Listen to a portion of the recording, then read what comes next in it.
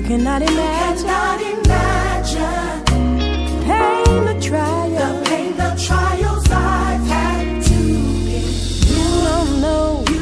Hello, today I'll be talking about rape trauma syndrome. The definition of that is the psychological trauma experienced by a rape victim that includes disruption to normal physical, emotional, and cognitive and interpersonal behavior. So I listed some stages of rape trauma syndrome, and the first one is acute stage. It occurs in the days or weeks after rape. Behaviors presented are numbness, vomiting, obsession to washing or cleaning themselves, acute sensitivity to the reaction of other people.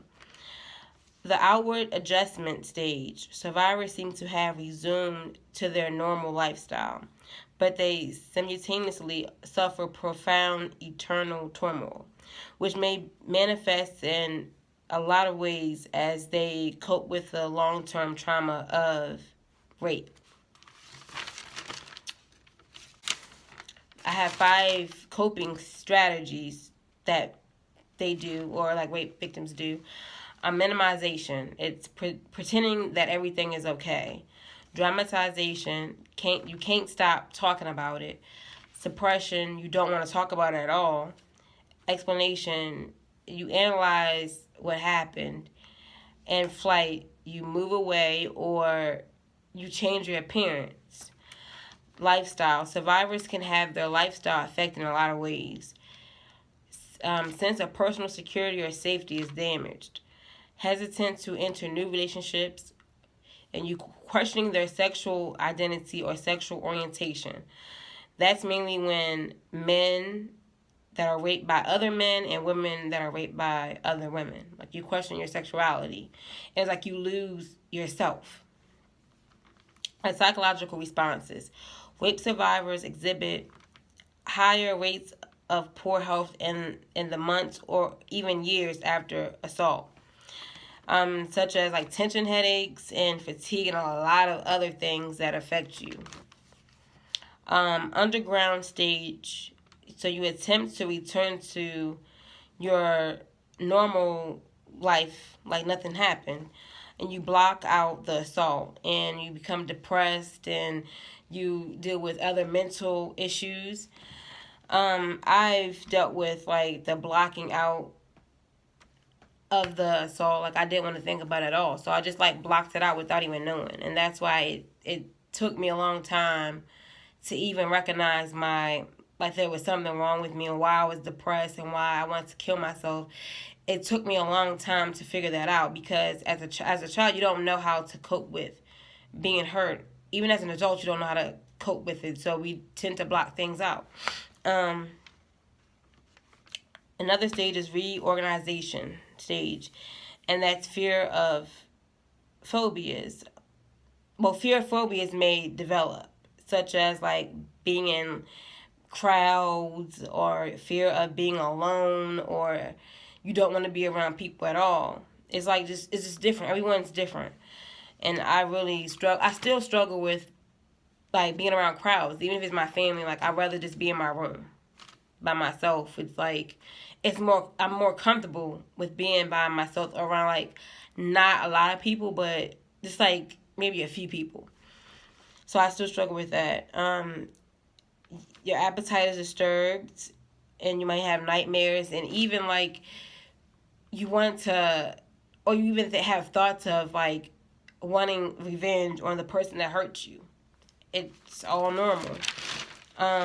The renormalization stage. Survivors begin to recognize his or her adjustment phase.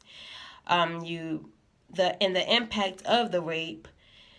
Negative feelings such as guilt and shame become resolved. No longer blame themselves for the attack. Like, our healing process starts differently. Everybody, I feel like the renormalization stage is like you become, like, you start to heal from everything that you've gone through in your rape or your sexual assault. And like, I knew, as a kid, like, people said it wasn't my fault, and like I kind of knew it wasn't my fault, but I still struggle with that. And like I stated in previous videos about my depression and me not knowing why I was depressed until I became like of age, like in my 20s, when I realized like why I was depressed, why I was acting the way I was acting, and why, like, how I blocked out a lot of the things that happened to me because like I didn't want to remember. So we go through those different stages, and sometimes our stages, of course, are different. Like, we don't deal with certain things, or we don't have, like, everyone is different. Everyone's dealing, or their healing process is different. Like, we cope with things differently. So just because someone may seem like they're okay or act like they're okay, maybe they're not okay. And we don't want to, like, pressure someone to, like, tell us, like, what's wrong with them, but be like mindful of it, not saying the wrong things, or maybe just be like, well, if you need someone to talk to, I'm there for you, like something simple as that. Yeah, like I know that a lot of people don't get the help that they need because like we just don't want to think about it. We don't want to talk about it. We just want to forget that it ever happened, and that's not a good thing because sometimes like people, as they get of age, even young people that are younger, like they become addicted to drugs and become alcoholics because of what they've been through, because they don't know how to cope.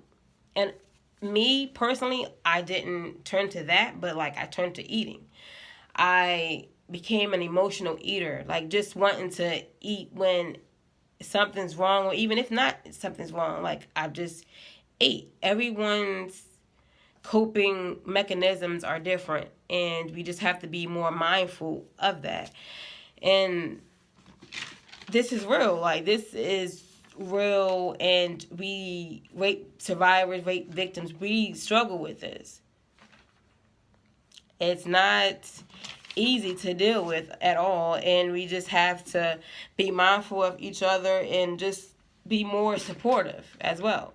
Rape trauma syndrome is real. Like, I'll leave all the links in my description, and please subscribe, share, and comment. Thank you.